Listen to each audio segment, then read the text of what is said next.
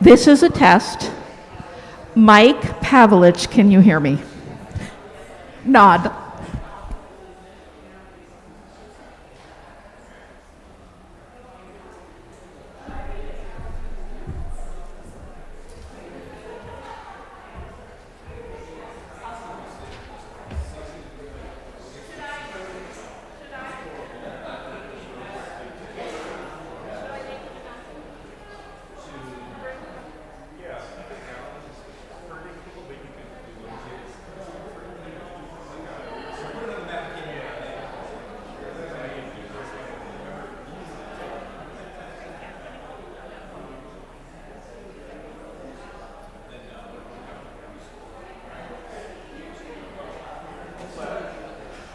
Hello, people. The congregational meeting will start soon.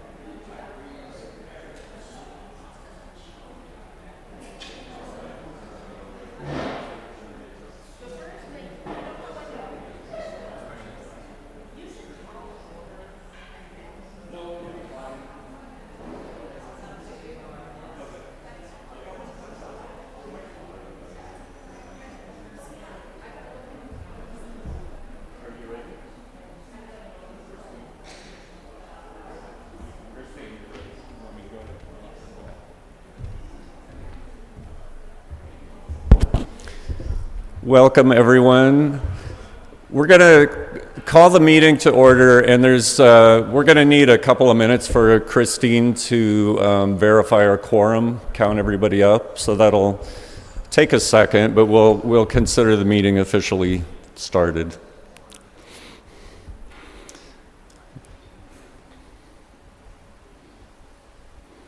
And you don't need to stare at me because I'm not really going to say anything. So you can chat amongst yourselves if you like.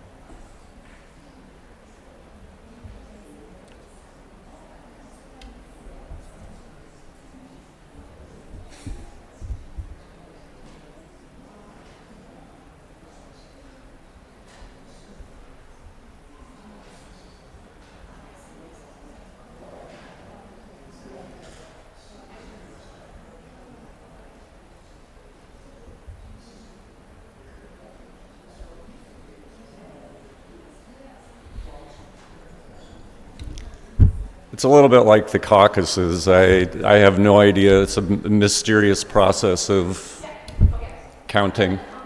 You're going to come up? All right. Hello, I am Christine Etler, the Secretary for the Board of Trustees. We do have a quorum. We have 68 people, and we needed 60. Thank you. All right.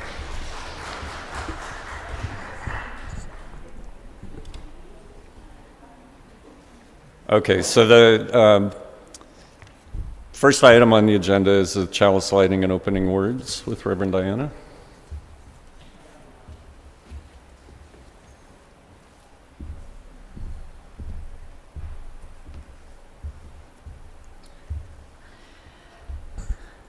Our chalice lighting comes to us from UU minister Reverend Karen Herring, who writes, "Hidden in the heart of late autumn's barren fields and trees is the ripening of seasons yet to come.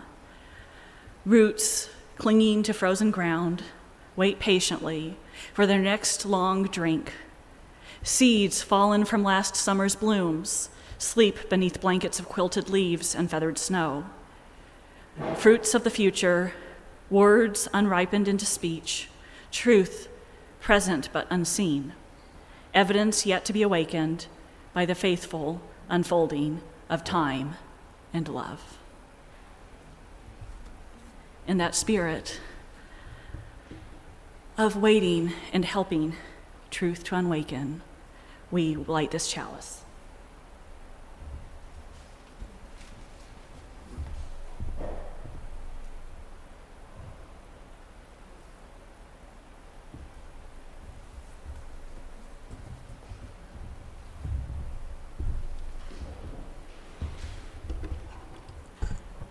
Okay, the first order of business is to approve the May 21st, 2023 congregational meeting minutes.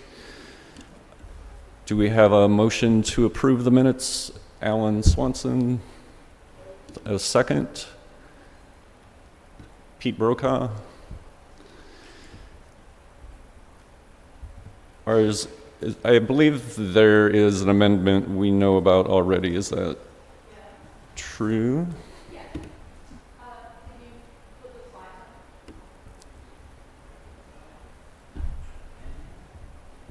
Here. I guess I will make the motion. Yes, there are just a few typos of names, so we will vote with the cards you have. This is an amendment to this is a motion to amend the main motion. We will vote on the main motion online after the meeting. We will just be voting on the amendment here right now. So I made the first. We need a second. Okay. A whole bunch of them. I know. Diana Miller, right? So go ahead, make the vote. Yeah. Okay, so we need to vote on this amendment to correct the names. Is there any more discussion about that? Good idea. Can we?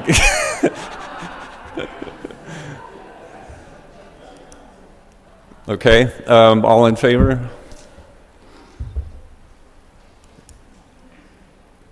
Do I need to count? How does this work? Okay, we have a majority. Opposed, just for record's sake. Is there any more discussion about the minutes? Anything else that needs correction or clarification? Okay, hearing none, we will move forward. I think so. Christine, can you clarify? We vote on this online. Is that right? Okay. So there are a few items that we will, as a congregation, need to vote on, and most of that will happen online, and the deadline is Friday, is that right? Friday at 5? Okay, so be looking for your emails related to that, and if you have questions at any point, Christine is the person to ask. Okay, so next we have 2 nominations to fill positions on the board in the endowment committee. But before we do that, let's just take a moment to recognize and thank the people who've been serving in those roles. So on the board we have Hazel Seba and Jerry Wetlaufer, and on the endowment committee, Liz Swanson. If any of you are here, I know Liz is here, stand up briefly maybe.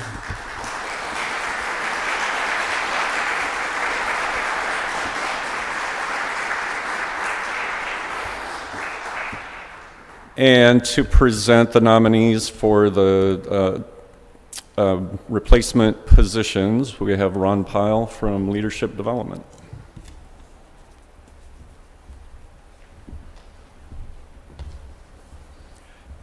Hello, I'm Ron, and it's my honor to serve on the Leadership Development Committee. One of our duties is to introduce and nominate candidates for elected positions. As most of you know, the normal elections are held during the congregational meeting in May, but occasionally, for any number of reasons, a position is vacated before the full term is up. So when that happens, it requires a little different procedure. The LDC recruits and recommends candidates that the board votes on, and then to fill the remainder of that term. But then that vote of the board is only good till the next congregational meeting, which is now. So now those candidates need to be elected by the congregation. So since the last congregational meeting, there were 2 vacancies. And those 2 positions need to be ratified by a congregational vote today. The first is for the Endowment Committee, where Jane DeWitt has generously stepped in to complete a term that will end at the end of June in 2025. So I would like to nominate Jane DeWitt for the position of Endowment Committee. Do I have a second? I saw Sue Otto seconded. Actually, a whole bunch of people did. I'm sorry? First, you. Yeah. And then, Take nominations from the floor. Oh, yeah. And then, are there any nominations from the floor? And seeing none of those, the other position is for the at-large seat on the Board of Trustees. And Ian Cawley has generously stepped in to complete that term, which will end in June of 2025. So I would like to nominate Ian Cawley for that position. And do I have a second for that?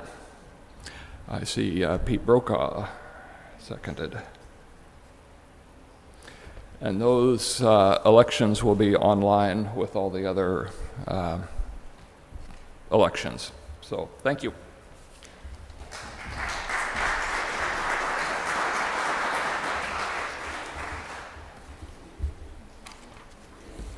Okay, so moving on to reports from the President, Minister, and Treasurer. I'll try to keep mine fairly brief since the main purpose of this meeting is to approve or discuss and approve the budget. But I thought I'd highlight 3 things the board has been working on this fall. So first, many of you engaged in open question discussions in October, where we explored ways in which the pandemic may have changed our reasons for engaging at UUS, as well as our capacity for being active volunteers. So open questions are a relatively new practice at UUS, and we're experimenting with ways to make them meaningful and useful, and they really help guide our annual vision of ministry, which is something Reverend Diana will be speaking more about. And in February, we plan to convene another set of questions, likely related to the political climate and how we might best respond as a community to conservative extremism. Another thing to highlight is that the board officially convened a congregational preparedness task force. So this group has met twice and will spend 2024 focusing on 4 areas. So the first is improving building safety and potentially cybersecurity. And we're in the process of applying for a Homeland Security grant to fund some of those things.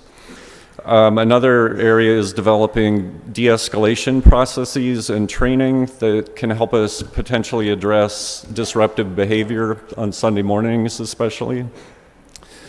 Third area is developing plans for ongoing emergency preparedness, such as regular fire drills and CPR training. And then finally, we'll be looking at sort of safety-related policies and eventually trying to form a more standing safety team. And then the final thing I'd highlight is that the board has been assisting Reverend Diana and the staff by revisiting and fine-tuning our shared ministry model. So in 2020, the congregation moved to a program-based model, which also is a policy-based governance model, which created a couple of big changes for the minister and staff. So first, the minister and staff were giving more formal responsibility for guiding and supporting a wide range of teams. We used to call these committees. Now they're really ministry teams, and the board has a handful of committees that support us. And the second thing is that, which has been a bit of a surprise to me really, is that the minister was designated head of staff with increased responsibilities related to personnel, ranging from job descriptions and hiring to career development and evaluations. So the surprising part to me is that it didn't used to be that way, that staff sort of reported to the board independently of the minister, and as staff has grown especially, it's helpful to have it more coordinated under the minister. So these changes have produced many benefits in helping the board, minister, staff, and volunteers better coordinate our various roles in practicing shared ministry and shared governance. But they've also presented some additional challenges and work for the minister and staff. We're a pretty small congregation for this kind of model, so having enough staff and volunteers to fill all the teams is challenging. And our financial challenges have added some to the pressure because they've resulted in a staff reorganization this summer, as well as calls to generate additional revenue from new sources. So as we seek to sort of right-size our budget to better match where we are financially, we're also trying to right-size our governance model to better fit who we are as a community. But in spite of these challenges, I'm continually amazed by the work our ministry teams do to live out our mission and vision. Personally, I've been enriched by seeing all the happy young people at the summer camps and in the learning space, not to mention in our worship services, and by working alongside dozens of others planting shrubs at our day of service. I've been challenged to grow through trans inclusion workshops and racial justice activities, and I've found deeper connections through covenant groups, men's groups, vegan potlucks, auction dinners, and lots of other things. And in conclusion, I never thought I'd say this, but after 30 years of struggling to enjoy coffee hour in various congregations, I now look forward to being in Fellowship Hall after services as sort of a highlight of my week because of the warm and inclusive environment that you've all helped create. And with that, I will turn things over to Reverend Diana.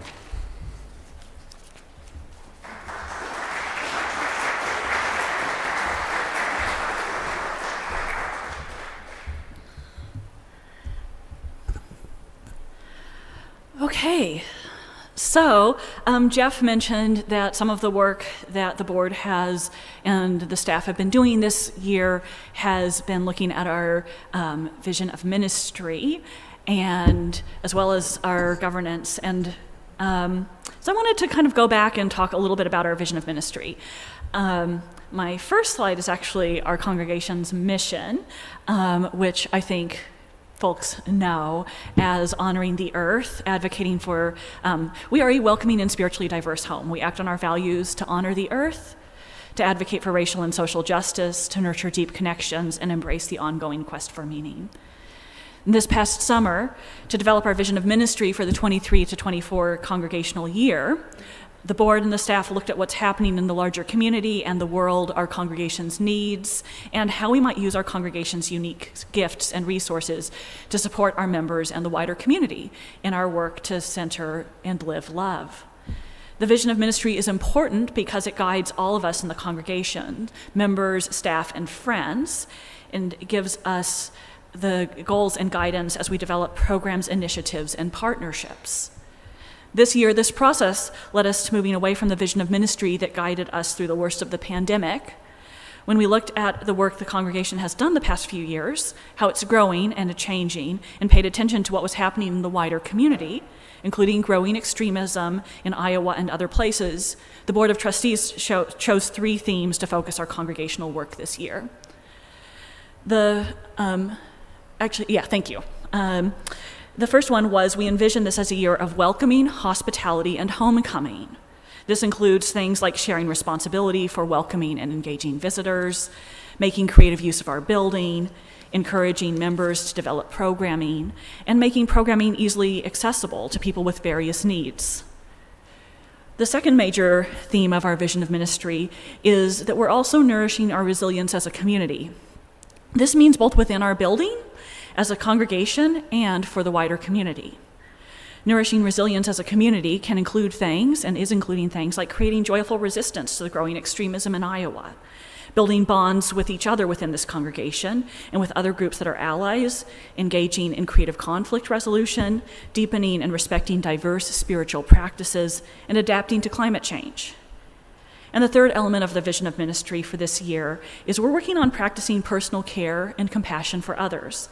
This can include things like recognizing the effects of the pandemic and political realities, cultivating sustainable practices. This means doing things in ways that don't exhaust us or wear us down, practicing patience and setting realistic expectations, and resisting perfectionism. So as y'all know, we set those as our vision of ministry.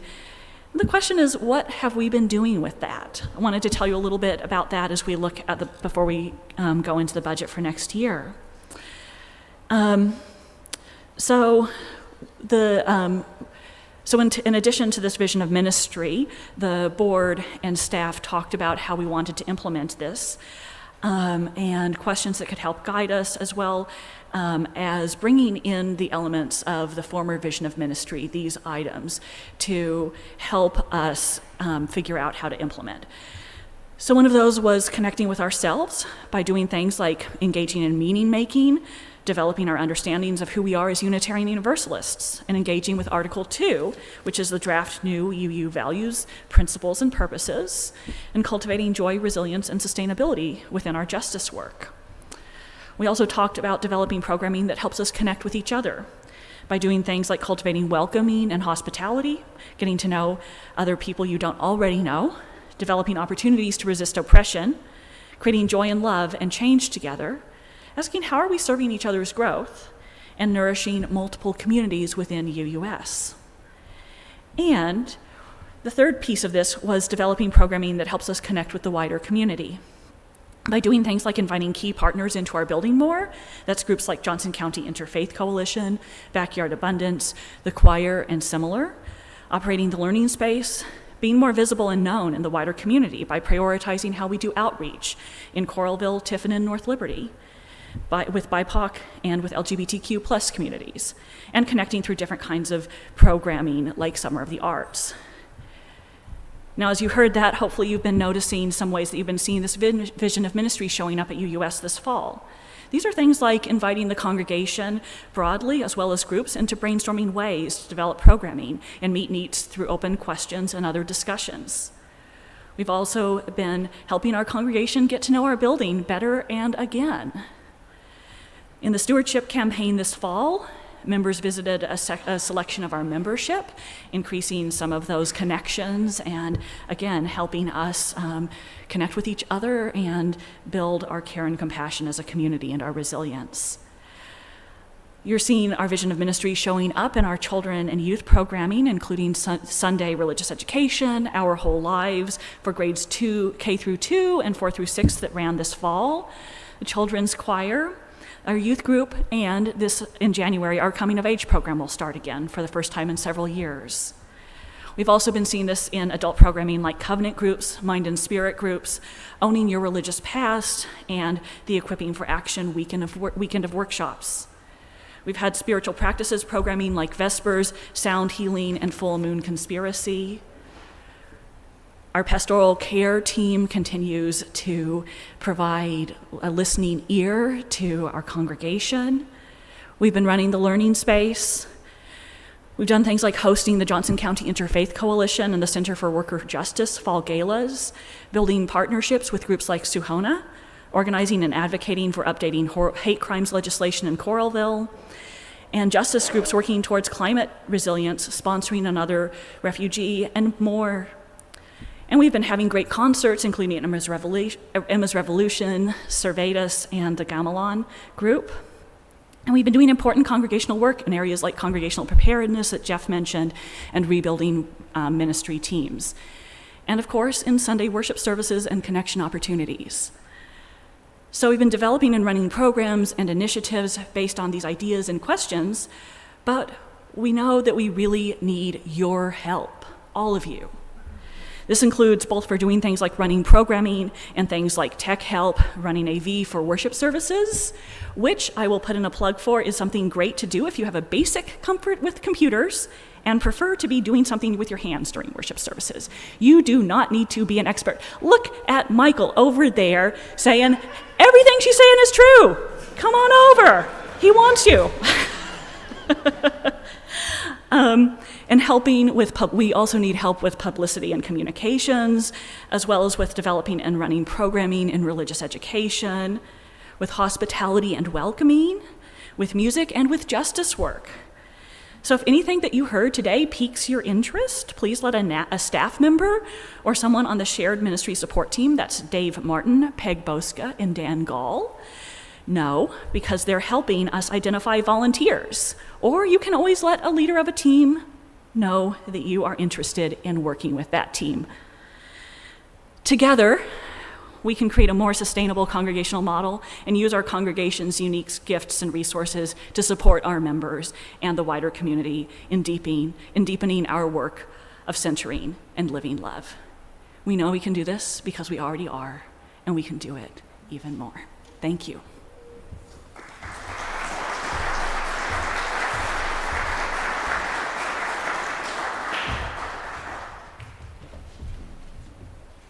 Come on up. There's always some kind of a glitch of some sort during congregational meetings, and one of today's glitches is that Pete's the fix of the glitch. You're not the glitch. So no, Mike Pavlich is our treasurer, and he's home because Pat, I think, has COVID. I think she's verified having COVID. Anyway, Mike's not here, but Pete has graciously agreed to step in and give the treasurer's report for us.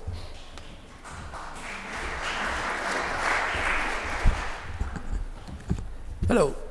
Pete Brokaw. I'm on the Finance Committee, and as Jeff said, this is Mike's report that I'm reading to you, so don't blame me.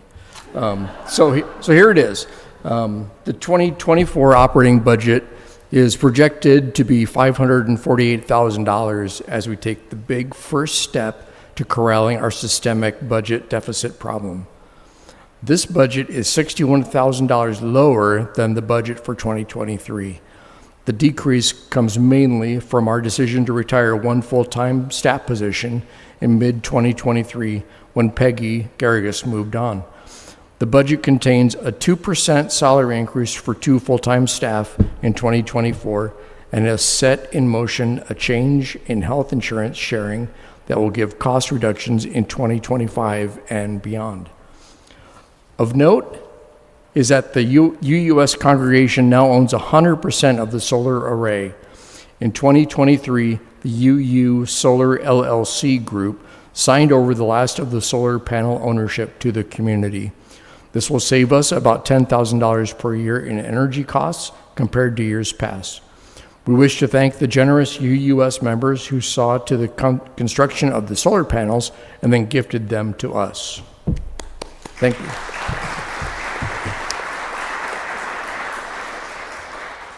Our projected regular income for 2024 pledges, fundraising, rents, and annual supplemental allowance, the ASA endowment draw, does not cover all of our costs. We project a deficit of $43,000, but this is well below the $100,000 we projected for 2023. We will cover this 2024 deficit with extra monies in the bank account, essentially rollover deficit coverage from previous years. No extra draws from endowment fund earnings above the normal ASA are anticipated to be made in 2024 or 2025. Again, this is a definite improvement from our past few years. We're getting there, folks. As a next step in managing our budget deficit, we will begin developing an overall financial plan for the years to come. It will require a number of us discussing, researching, and then planning a long-term viable path. This is exciting stuff. We will start with a workshop in January run by a UUA expert that has us look at our long-term stewardship being more than our fundraising campaign, but stewardship in the bigger sense, focusing particularly on sustaining a healthy endowment. From there, the board, finance committee, and other interested members will explore ways to further address the budget deficit as we aim for a balanced budget in 2026. We welcome participation in various aspects of this effort. Any UUS member who might like to be a part of this work is asked to communicate that with the president or the treasurer in the next few weeks. So, is the packet going, people will see the packet with the budget information. So you will find some slides that Mike would have, I think, presented here, a little bit more detail about the budget numbers between comparing last year and this year. But overall, our budget request is, our expectation is $548,000 for 2024. Just a quick stewardship update. Now, this is a stewardship campaign. We've raised $368,752 from 166 pledges. So we're just over 92% of our goal of $400,000. That includes the $21,797 from our match fund that people contributed to. It also includes a dime that the stewardship committee is giving to the campaign, so we don't always say and 90 cents. So we're rounding that up. So if you have questions about the budget numbers that you see in the packet, I'm sure the treasurer and other people can help answer those. If you have questions now, if necessary, Jeff could probably step in and answer if you have something for the meeting. Otherwise, thank you. Sally, there's a microphone there. I'm just wondering why there's in the budget more than $14,000 for utilities when I thought we were the greenest church.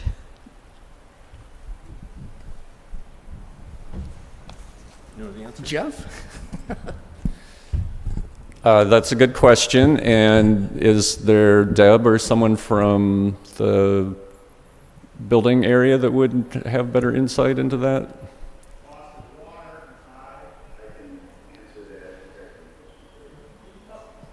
Is that Mike? Oh,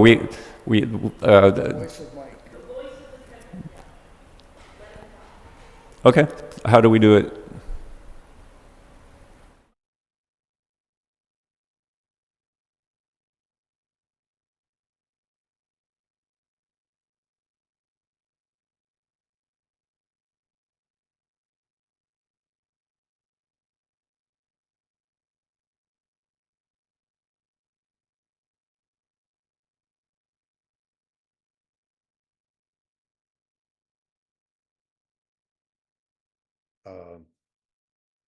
Am I? It looks like it snowed at our house. The thing is that utilities are not just heat and light. Although the solar panels take care of about half of our electrical needs, we still need to buy generated power to continue the other things. The other utilities are business machines, things like that. It's I'm not as prepared as I should be for that one, but I asked myself that same question, and there are other things under utilities besides just heat and electricity that we have to deal with. Yeah, water was one. Yeah, right.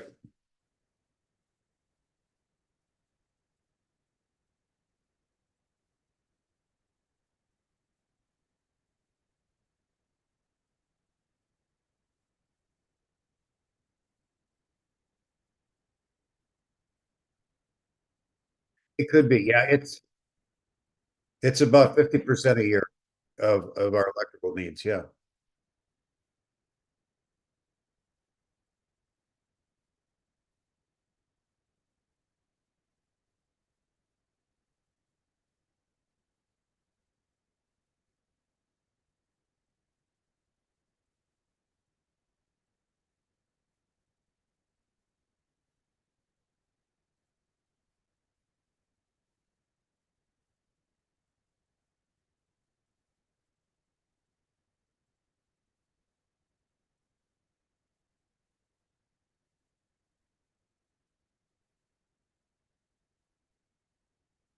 Good question, though.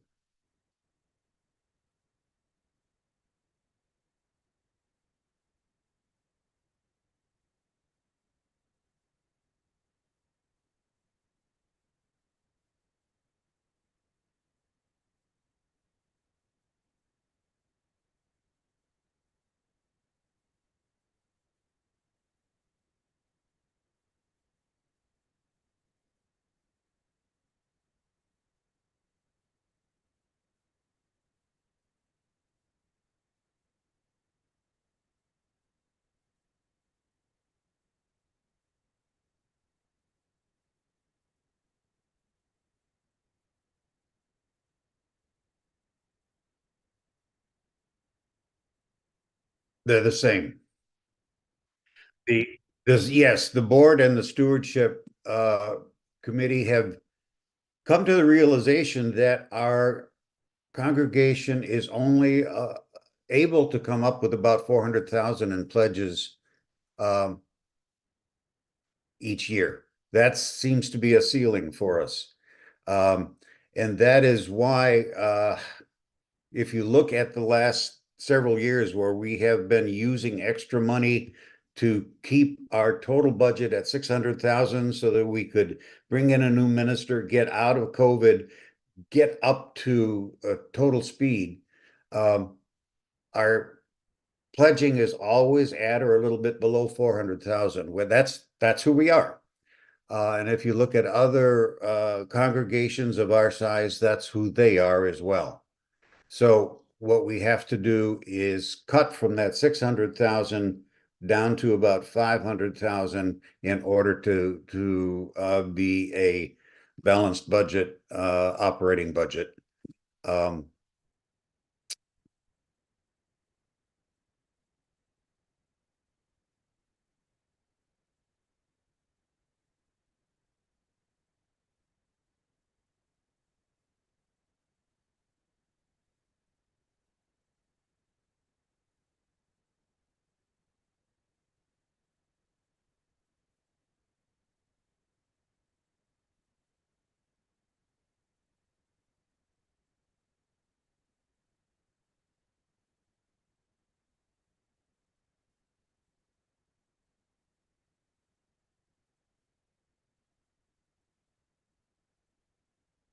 Excellent. Yeah, but maybe let me put in a plug for what's going on this year too. Our endowment committee is sponsoring a UUA led workshop on how to manage, how to bring together all your sources of income and manage them as a whole. And as Pete read, that's going to happen in January, and we are very excited to want to create a few teams just out of that will look at the things that you just brought up. Is there something we're missing in creating a larger congregation? or in using our building to generate more income. But one of the truths of the last 4 years is that we do seem to be at about a $500,000 a year. That's what we can sustain. And that's why we really had to cut 60,000 out from a full-time position. And we appreciate that it went well with Peggy.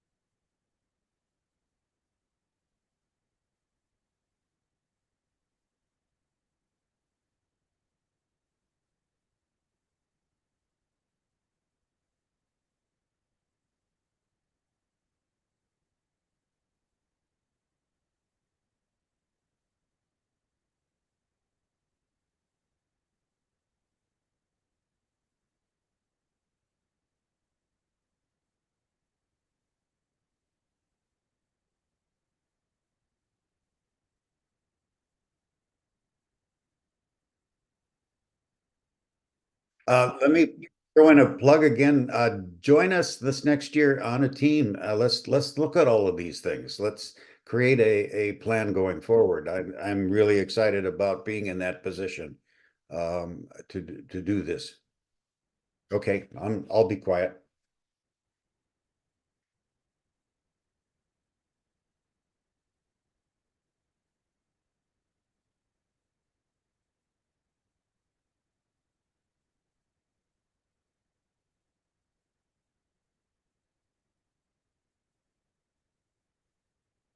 Certainly, certainly.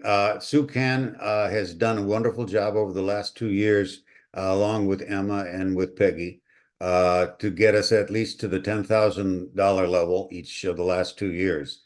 And with and that's profit. And that's good.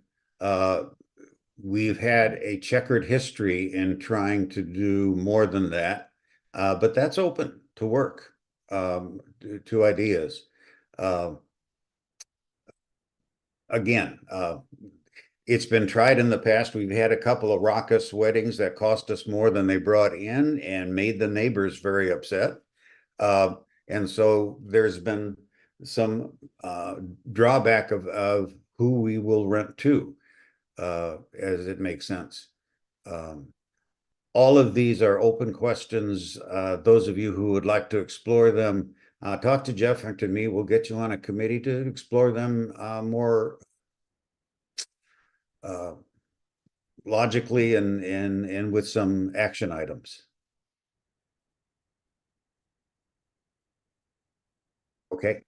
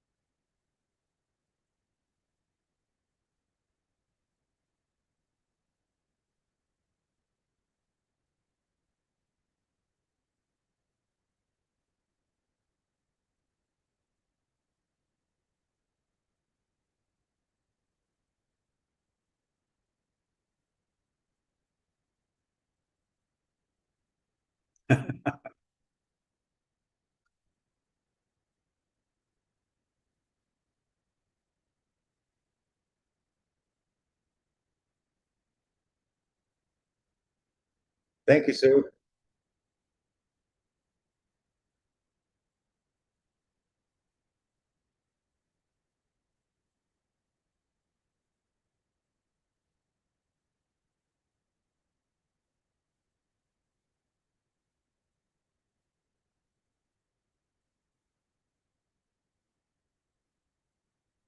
Okay.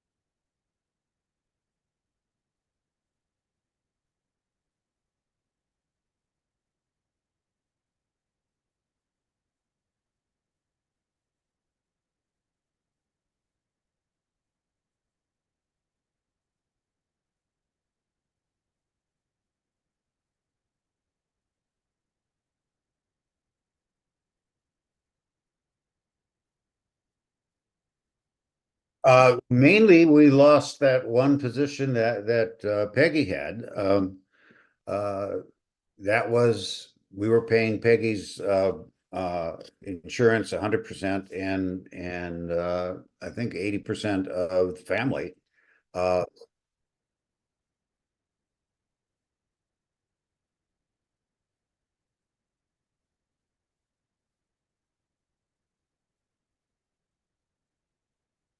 Workman's comp went way down. We changed carriers for that, and Pete was responsible for that, did a nice job. Um, and this company came here.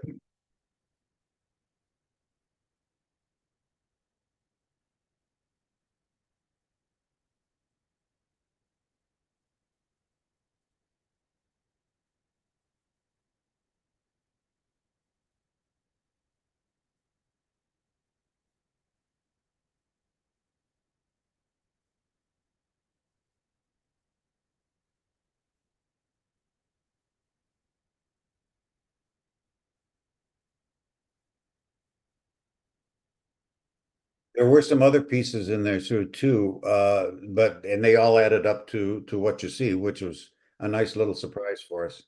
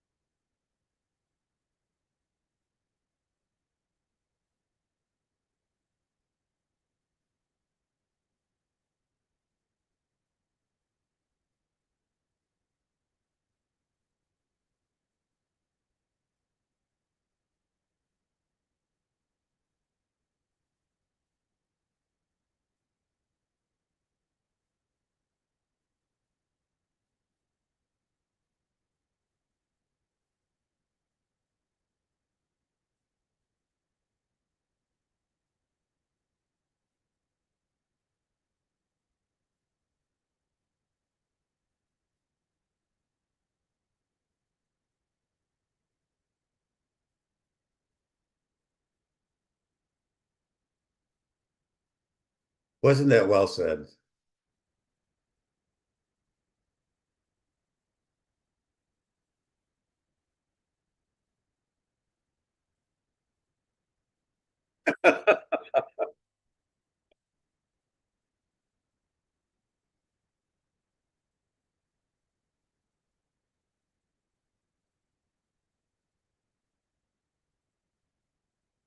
Is Mike still able to do that?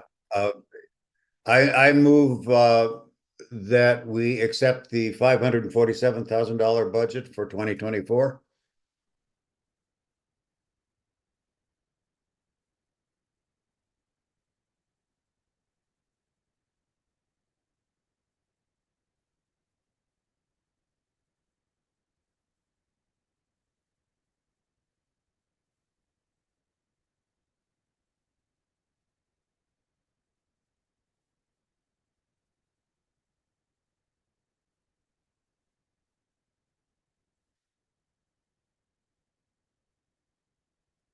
Let me just make sure I know where we're at on the agenda here. Yeah, we're- this, in here. Yeah, we're basically at the end of the meeting. Christine's going to talk about voting. Yeah.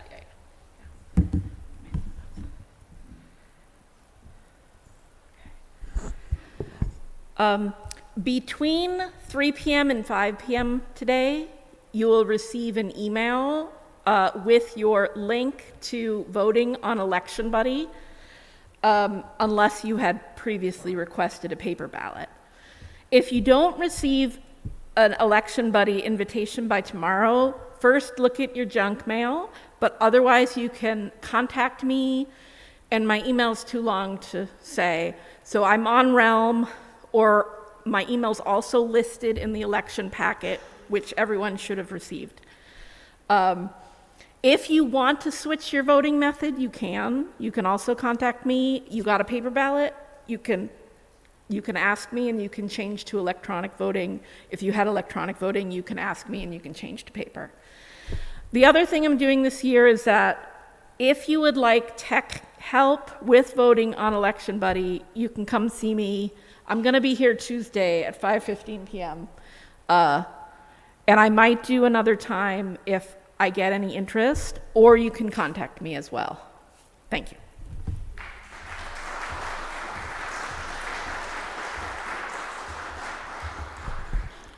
Okay, and I think the last thing I was just going to make one more quick announcement about our desire for volunteers. So Reverend Diana highlighted a few areas.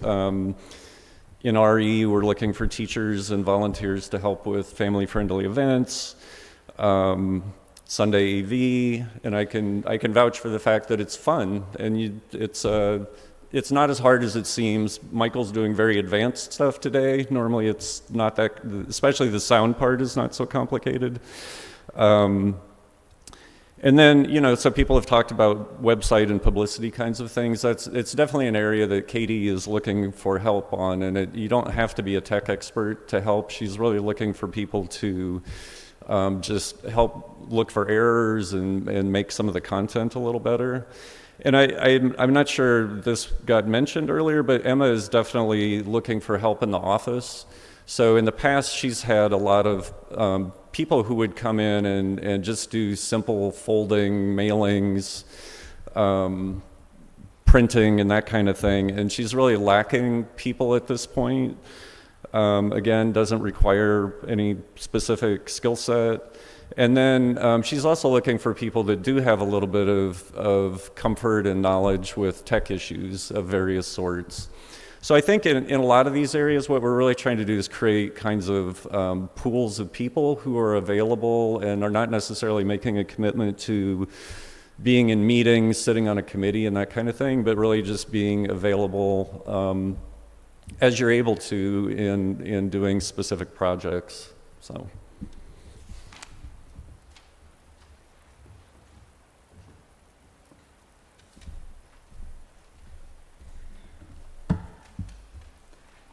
And so we come to the end of our meeting. Today, as we extinguish our chalice, you're going to get a little bit of a memory test because the words are not up there. But please join me in our standard words for extinguishing our chalice. We extinguish this flame, but not the light of truth, the warmth of community, or the fire of commitment. All these we carry in our hearts and in our minds until we are together again.